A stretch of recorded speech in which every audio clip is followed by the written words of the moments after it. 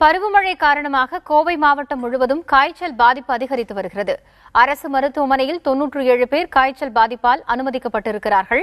சுகாதாரத்துறை சார்பில் மருத்துவ குழுக்கள் அமைத்து தீவிர கண்காணிப்பில் ஈடுபட்டு வருகின்றனர்.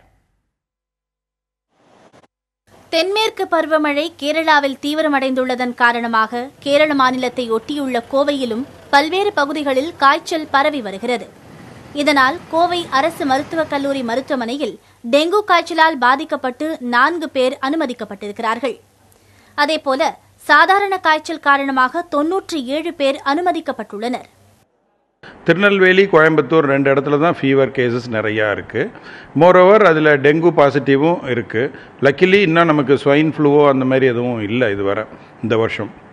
ஸோ இந்த டெங்குவில் எடுத்துட்டோன்னா சில நேரம் அதில் வர்ற ஒரு இது ஹெமராஜிக் டெங்குன்னு சொல்கிறது. அந்த மாதிரி வந்ததுன்னா அதில் தான் மார்ட்டாலிட்டி ரொம்ப அதிகமாக இருக்குது. இப்போ நமக்கு ஓரளவுக்கு அந்த லக்கிலி இந்த டைம் நமக்கு அந்த ஹெமராஜிக் ஃபீவரோட வர்ற கேசஸ் இல்லை.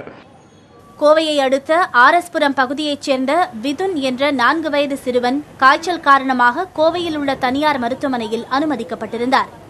மேல் சிகிச்சைக்காக கோவையில் உள்ள அரசு மருத்துவமனைக்கு கொண்டு செல்லும் வழியில் அவர் உயிரிழந்தார். காய்ச்சல் பாதிப்பு காரணமாக மக்கள் முன்னெச்சரிக்கையுடன் இருக்குமாறு அறிவுறுத்துகிறார்கள் மருத்துவர்கள்.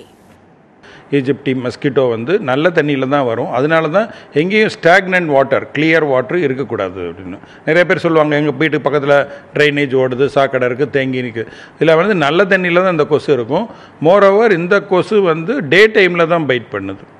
ஸோ அதனால் நம்ம பாதுகாப்பாக இருக்கிறது எப்படிங்கிறது எல்லாருமே இது ப்ரைமரி கேரில் தான் வரும், நம்ம டெர்ஷரி கேர். இருந்தாலும் மக்களோட நான் சொல்கிறது என்னென்னா, எங்கேயும் தண்ணி தேங்க விடாமல், இந்த நீங்கள் பார்த்தீங்கன்னா இந்த பழைய தேங்காய், அந்த சிரட்டை இது அந்த மாதிரி இல்லை, சின்ன சின்ன இடத்துல அப்படி கலெக்டாக இருக்கிறதுல அதில் சோர்ஸ் இருக்கும்.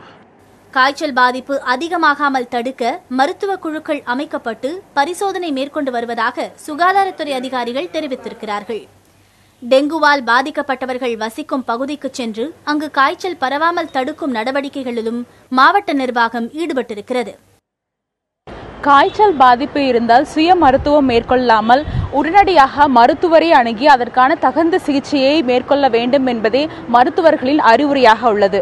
புதிய தலைமுறைக்காக கோவையிலிருந்து ஒளிப்பதிவாளர் தீபனுடன் சுஜாதா.